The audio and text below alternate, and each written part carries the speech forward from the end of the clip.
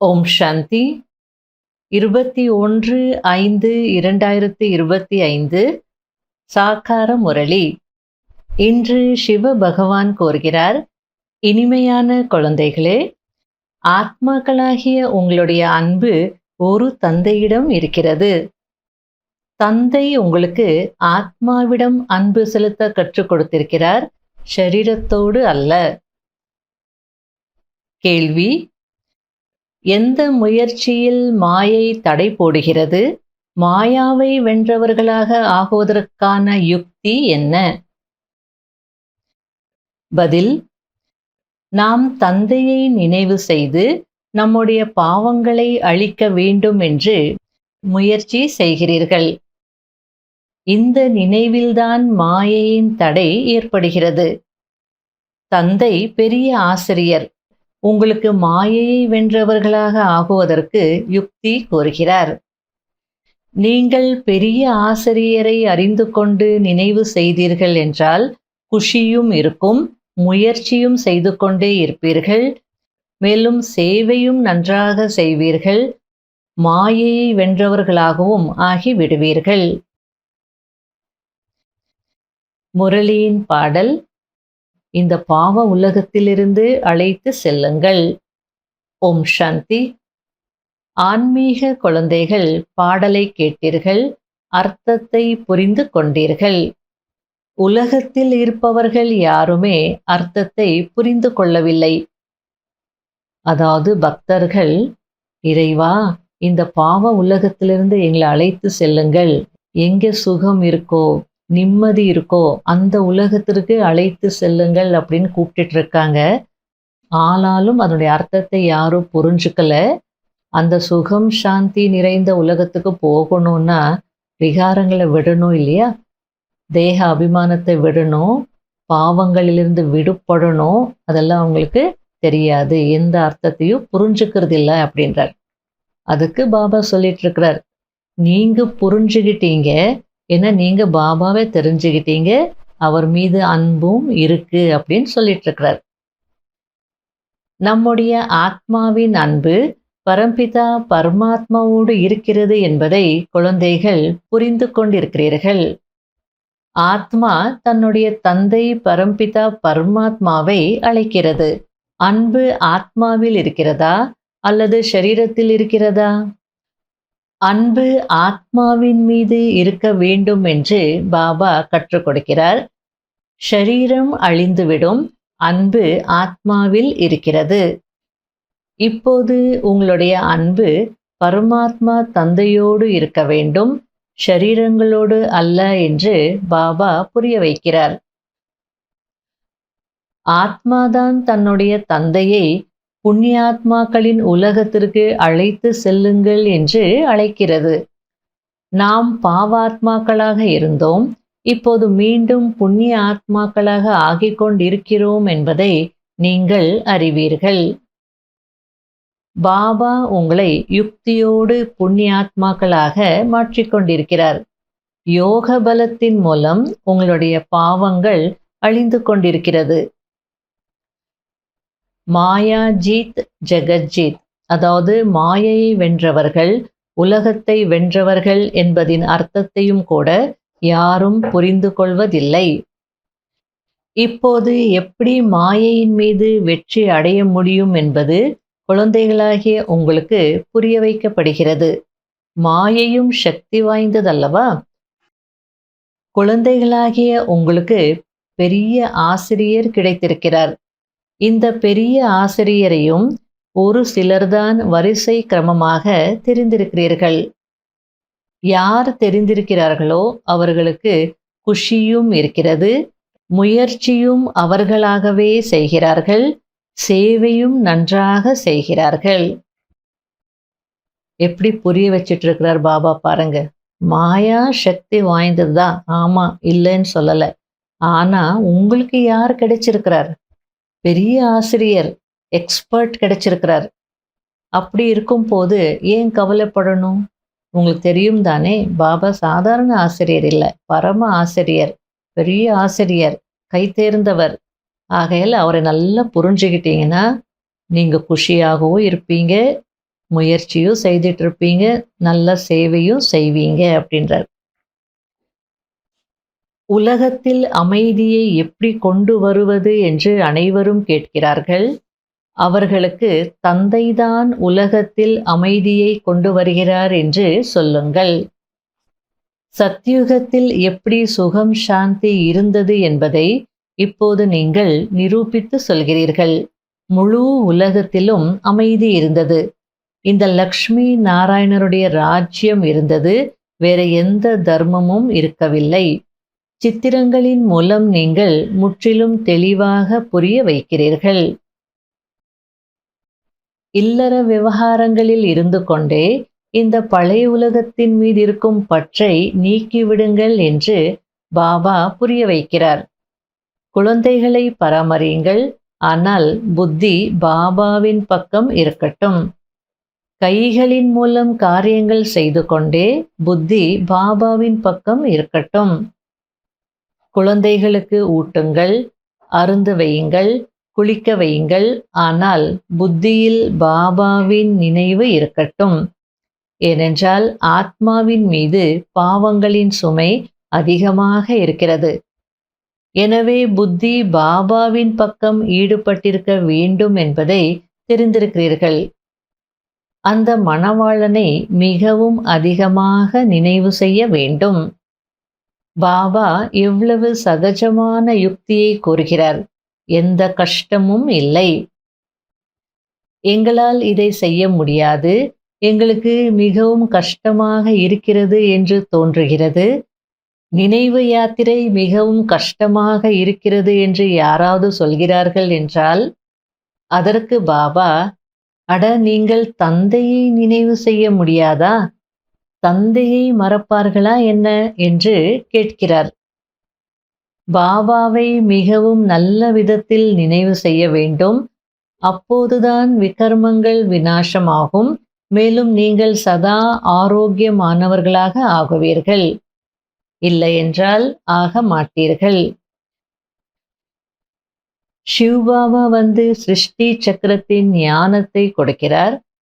அதன் மூலம் இப்போது நாமும் மாஸ்டர் ஞான கடலாக ஆகியிருக்கிறோம் என்பதை நீங்கள் அறிந்திருக்கிறீர்கள். நீங்கள் ஞான நதிகள் அல்லவா?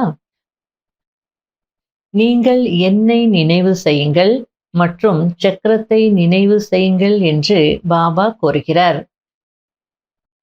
குறைவாக முயற்சி செய்கிறார்கள் என்றால் இவர்கள் குறைவாக பக்தி செய்திருக்கிறார்கள் என்பதை புரிந்து கொள்ளுங்கள். அதாவது யார் நிறைய பக்தி செய்திருப்பாங்களோ, நல்ல பக்தி செய்திருப்பாங்களோ, அவங்களுக்கு அந்த தேடல் இருந்துட்டே இருக்கும். எப்படியாவது நம்ம இறைவனை அடையணும், ஒரு நல்ல நிலைக்கு போகணுன்றது உள்ளுக்குள்ள இருந்துகிட்டே இருக்கும். ஏன்னா நல்லா புரிஞ்சுக்கிட்டு செய்திருப்பாங்க. அப்போ அவங்களுக்கு ஞானம் கிடைக்கும் போது ரொம்ப சந்தோஷமாக இருக்கும். இதுக்கு தானே நம்ம பக்தி செய்தோம், கடைசியில எங்களுக்கு என்ன வேணுமோ அது கிடைச்சிடுச்சு அப்படின்னு சந்தோஷப்படுவாங்க. தேடிட்டு இருக்கிறவங்களே கிடைச்சிடுச்சுன்னா எப்படி இருக்கும் இல்லையா? கொஞ்சம் தான் தேடினாங்க, இல்லை தேடவே இல்லை அப்படின்னா அவங்களுக்கு அதனுடைய அருமையும் தெரியாது. எவ்வளவு தெளிவாக்கி புரிய வைக்கிறார். ஆனாலும் புத்தியில் நின்றால் தானே உங்களுடைய வேலை முயற்சி செய்ய வைப்பது. குறைவாக பக்தி செய்திருந்தார்கள் என்றால் யோகா வராது. சிவபாபாவின் நினைவு புத்தியில் நிற்கவே நிற்காது. இருந்தாலும் ஒருபோதும் முயற்சியில் தளர்ந்துவிடக் கூடாது. மாயா பைல்வானை பார்த்து இதயம் நின்றுவிடக் கூடாது. மாயையின் புயல் நிறைய வரும்.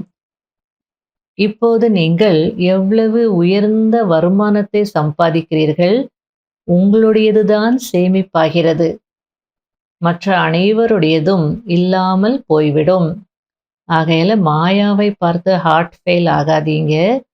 இதுதான் உண்மையான வருமானம். உங்களுக்கு சேமிப்பாயிட்டு இருக்கு. மற்றவங்களது எல்லாமே ஒன்றும் இல்லாம போயிடும். நீங்கள் இப்போது ஞான மார்க்கத்தில் இருக்கிறீர்கள். எனவே பாபாவின் ஸ்ரீமத் படி நடந்து செல்லுங்கள் மற்றும் ராஜ்யத்தை அடையுங்கள். பாபா நாங்கள் ராஜ்யத்தை அடைய வந்திருக்கிறோம் என்று சொல்கிறார்கள். அதுவும் சூரிய வம்சத்தில். அதற்கு பாபா, நல்லது, உங்களுடைய வாய் இனிப்பாகட்டும் என்று கூறுகிறார். இனிமையிலும் இனிமையான தேடி கண்டெடுக்கப்பட்ட செல்ல குழந்தைகளுக்கு மாத்பிதா பாப் தாதாவின் அன்பு நினைவுகள் மற்றும் குட் மார்னிங். ஆன்மீக குழந்தைகளுக்கு ஆன்மீக தந்தையின் நமஸ்காரம். கடைபிடிக்க வேண்டிய முக்கியமான சாராம்சம். முதல் பாயிண்ட், ஸ்ரீமத் படி நடந்து ராஜ்யத்தை அடைய வேண்டும். ஒரு கைப்பிடி அவலை கொடுத்து 21 பிறவிகளுக்கான மாளிகையை அடைய வேண்டும். எதிர்காலத்திற்காக வருமானத்தை சேமிக்க வேண்டும்.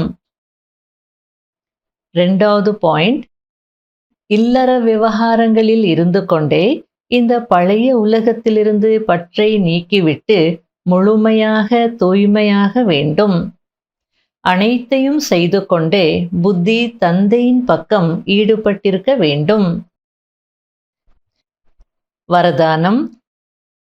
மனதின் சுப பாவனை மூலம் ஒருவர் இன்னொருவரை முன்னேற்றக்கூடிய விஸ்வ கல்யாணக்காரி ஆகுங்கள். அதாவது உலகத்திற்கு நன்மை செய்பவர் ஆகுங்கள். ஒருவேளை யாராவது ஏதாவது தவறு செய்து கொண்டிருக்கிறார் என்றால் அவர் வசமாகி இருக்கிறார் என்பதை புரிந்து கொண்டு இரக்க பார்வையினால் அவரை மாற்றி விடுங்கள். அவர் வசமாகி இருக்கிறார் என்பதை புரிந்து கொண்டு இரக்க பார்வையின் மூலம் அவரை மாற்றி விடுங்கள். வாக்குவாதம் செய்யாதீர்கள். ஒருவேளை யாராவது பாறாங்கல்லாக எதிரில் வந்து நின்று விடுகிறார் என்றால் உங்களுடைய வேலை அதை கடந்து சென்று விடுவது அல்லது அவரையும் துணையாக அழைத்து கொண்டு கடந்து செல்வதாகும். அதற்காக ஒவ்வொருவருடைய விசேஷ தன்மையை பாருங்கள், குறைகளை விட்டுக்கொண்டே செல்லுங்கள். இப்பொழுது இது யாரையும் வாய் வார்த்தைகளினால் எச்சரிப்பதற்கான சமயம் அல்ல. ஆனால் மனதின் சுப பாவனையின் மூலம் ஒருவர் இன்னொருவருக்கு உதவியாளராகி முன்னேறுங்கள் மற்றும் முன்னேற்றுங்கள். அப்போது உங்களை விஸ்வ கல்யாணக்காரி என்று சொல்வார்கள். ஸ்லோகன். திட சங்கல்பம் என்ற பெல்ட்டை கட்டிக்கொள்ளுங்கள். அப்போது சீட்டில் இருந்து அப்செட் ஆக மாட்டீர்கள். அவ்வியக்த சமிகை. தூய்மையின் ஜோதியை நாலாபுறமும் ஏற்றும் போது வெளிப்பாட்டின் சூரியன் உதயமாகும். எப்படி அந்த ஜோதியை எடுத்துக்கொண்டு சுற்றி வருகிறார்களோ அதுபோல் தூய்மையின் ஜோதியை நாலாபுறமும் ஒளிர செய்யுங்கள். அப்போது தந்தையை அனைவரும் பார்க்க முடியும். தூய்மையின் ஜோதி எந்த அளவிற்கு ஆடாததாக இருக்கிறதோ அந்த அளவிற்கு சுலபமாக அனைவரும் தந்தையை அறிந்து கொள்ள முடியும் மற்றும் தூய்மையின் வெற்றி முழக்கம் ஏற்படும். ஓம் சாந்தி.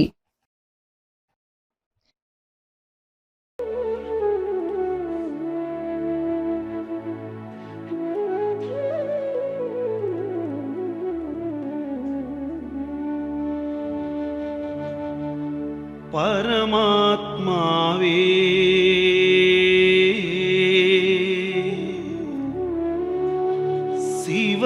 சிவபகவானே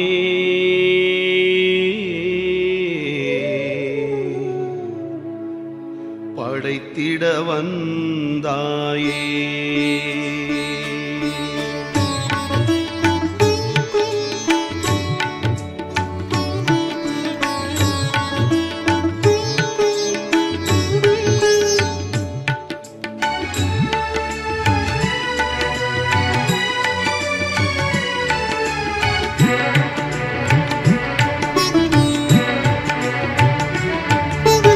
பரமாத்மாவே சிவபகவானே படைத்திட வந்தாயே.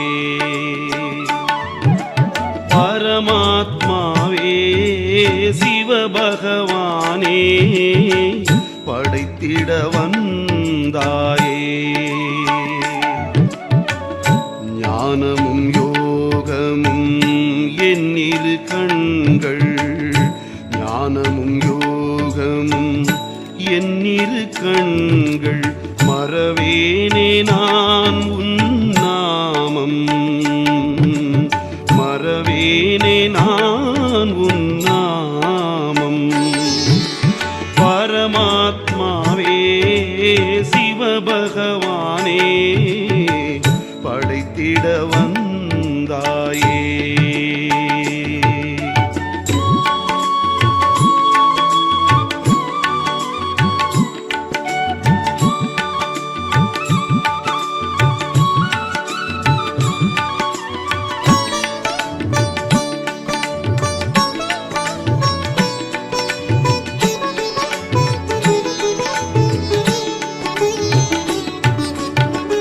போகத்தை நீக்கி தாகத்தை தீர்த்து என் பாவத்தை போக்கி மாற்றினாய். போகத்தை நீக்கி தாகத்தை தீர்த்து என் பாவத்தை போக்கி மாற்றினாய். உன் அருளாலே அறிந்தேன் உன்னை, உன் அருளாலே அறிந்தேன் உன்னை, அன்போடு என்னை அணைத்துக் கொண்டாயே, அன்போடு என்னை அணைத்துக் கொண்டாயே. பரமாத்மாவே சிவபகவானே படைத்திட வந்தாயே. ஞானமும் யோகமும் என்னிரு கண்கள், ஞானமும் யோகமும் என்னிரு கண்கள், மறவேனே நான் உன் நாமம், மறவேனே நான் உன் நாமம். பரமாத்மாவே சிவபகவானே படைத்திட வந்தாயே.